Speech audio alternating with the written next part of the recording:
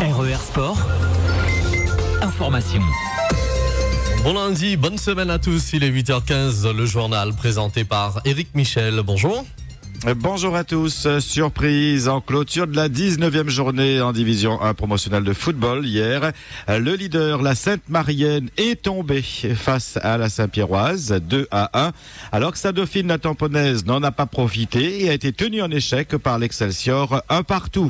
Éric Boyer de la Tamponnaise est un peu déçu mais compte bien se battre jusqu'à la fin. On a fait plus que pousser, on les a bousculés quoi. C'est vrai que sur la première mi-temps, donc on est mené et puis après on se fait prendre, on va dire sur un ballon en profondeur, il mène 1-0, on lâche pas et puis la deuxième mi-temps c'est difficile, il faut aller jouer contre le vent. Dommage qu'on gagne pas ce match parce que je pense que les joueurs... Vous revenez à 3 points si vous gagnez ce match. Oui, dommage qu'on le gagne pas. Après c'est comme ça, le foot il est dur parce que ce soir ce que les joueurs ont fait, j'ai l'habitude de dire on mérite d'avoir ce qu'on a ce soir par rapport à ce que les joueurs ont fait, ils auraient mérité gagner. Il reste 3 matchs, je croyais encore. Il y a un fil d'espoir, Sainte-Marie elle a pris des jokers, il n'y a pas de souci pour elle. Nous on veut essayer de la contester jusqu'à la fin et je pense que ça peut encore, c'est pas fini pour personne, il y a Saint-Pierre qui revient donc il va nous aider à contester un peu Sainte-Marie. En face, Fares Bouzdira est content, mais estime que ses joueurs ne se sont pas donnés à fond. Ouais, c'est un match nul qui est mérité pour eux parce qu'ils ont poussé. Ils ont mis en difficulté plusieurs fois. On a eu un très bon gardien aujourd'hui. Le problème, c'est qu'on a eu quelques joueurs qui ont baissé de pied, surtout au milieu de terrain en deuxième mi-temps. Donc on n'a pas pu non seulement récupérer le ballon, et surtout l'utiliser dans les meilleures conditions. Et Château, il y avait des coups à jouer en contre. C'était un moment qu'ils poussaient pour égaliser. Ils étaient un peu moins en défense, mais malheureusement, les attaquants... C'était l'un ou l'autre. C'était l'un ou l'autre. Où ils égalisaient, où on mettait le deuxième. Mais bon, ben voilà. Jouer contre une équipe qui croit encore au titre, ils lâchent rien. Non, ils ont fait même monter Sangoro à la fin.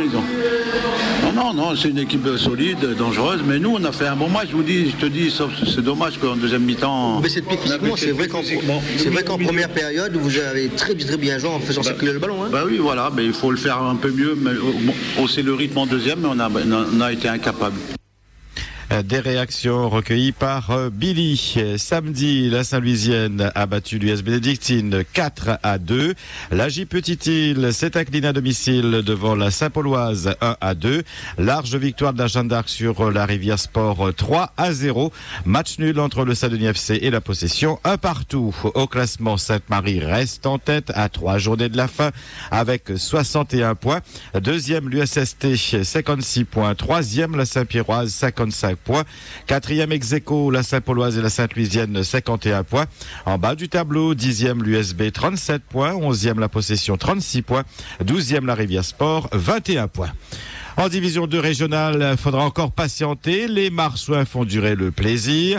Leader intouchable, les Saint-Leusiens ont concédé encore une fois un match nul samedi face au Co-Saint-Pierre 1-1.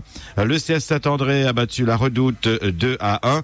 La RC Bras-Fusil s'est imposée devant la JS Vincendo 2-0. Match nul entre le S Entre-Deux et la JS Piton-Saint-Leu 1-1. Victoire des Avirons sur Trois-Bassins FC 1-0.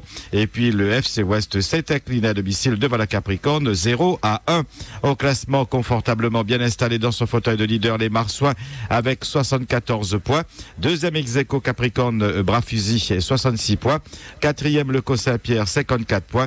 Cinquième le SDFA et les Prons 53 points. À noter que l'arbitre de la rencontre FC Ouest Capricorne a fait jouer le match avec 9 minutes supplémentaires.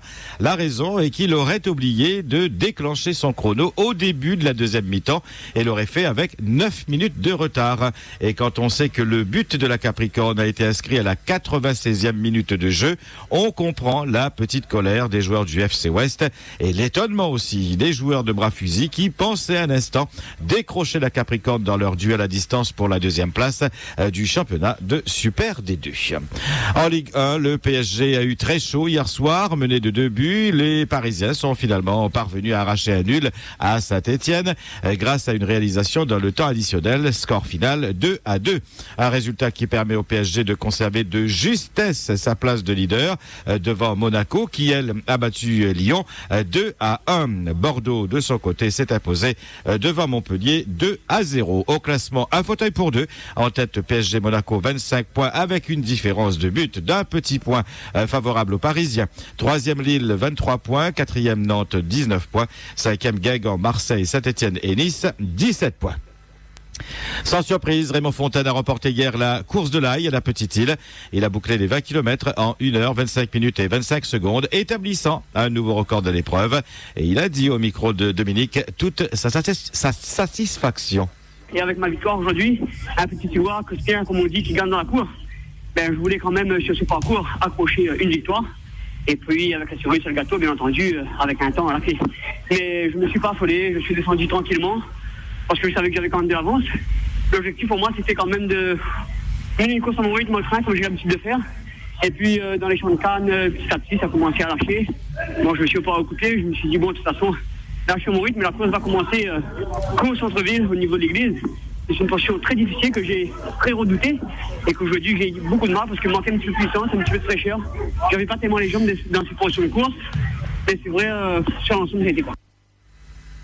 En Formule 1 à présent, le sacre pour Sébastien Vettel. Il a remporté hier le Grand Prix d'Inde et l'Allemand décroche dans le même temps son 4e titre d'affilée de champion du monde.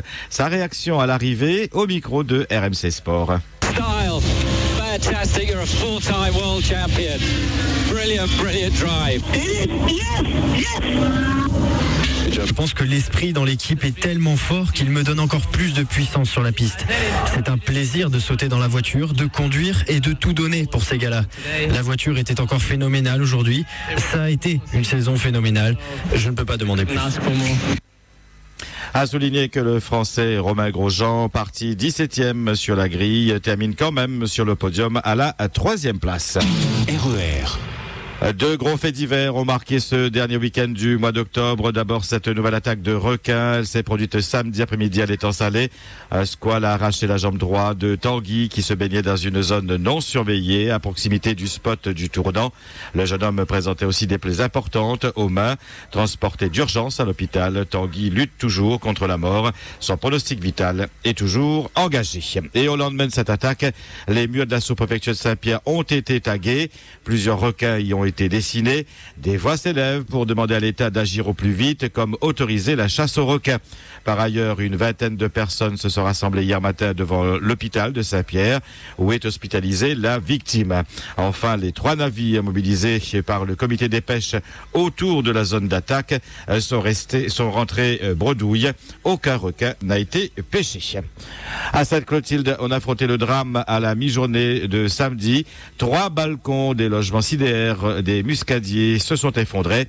Par chance, personne n'a été blessé. Des enfants qui jouaient à proximité dans le jardin étaient tous rentrés. L'immeuble d'une vingtaine d'années est dans un état de délabrement. Des fissures sont visibles un peu partout dans les logements. Le bailleur social a été alerté plusieurs fois, mais il n'a pas apporté de solution selon les locataires. Le directeur adjoint de la CIDR a fait le déplacement 2 heures après et il n'a pu que constater les dégâts et réquisitionner des ouvriers pour le nettoyage et la sécurisation des lieux. Les 11 personnes des 4 appartements ont été logées à l'hôtel temporairement en attendant un diagnostic complet qui sera effectué aujourd'hui par des experts. Le conducteur de la Clio, violemment percuté par un 4x4 le 15 octobre dernier à Manapany-les-Bains, est décédé vendredi soir à l'hôpital des suites de ses blessures. RER. Politique, Thierry Robert a réuni hier ses troupes au parc du 20 décembre à Saint-Leu pour la première assemblée générale de son parti, la politique autrement. Près de 4000 personnes ont fait le déplacement. Le député maire de Saint-Leu a été élu président de son mouvement. François Chérec, chargé du suivi du plan gouvernemental de lutte contre la pauvreté, arrive ce matin dans l'île.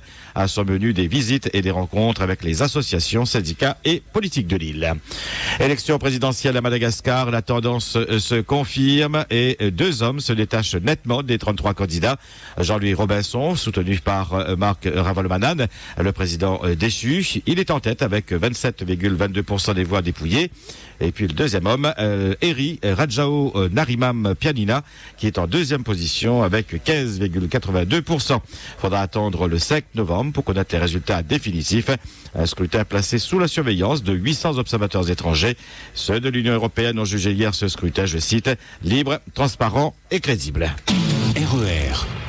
Chaque année, depuis 1983, le 28 octobre, c'est-à-dire aujourd'hui, c'est la journée internationale de la langue et de la culture créole.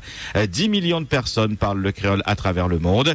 Votre question d'actualité aujourd'hui, le créole est-il pour vous une langue? Parlez-vous uniquement le créole? Dans quelle langue vous exprimez-vous dans les administrations? Le créole doit-il être accepté à l'école pour faciliter l'apprentissage du français? Vos réactions en direct à 9h et 11h sur le 47 33 33 et le 47 34 34. Sur Facebook, rendez-vous sur la page RER Radio Officielle. RER. À 8h25 sur RER Sport, c'est la fête de ce 5-8. Merci à tous de votre attention, de votre fidélité. Bon début de semaine. RER Sport.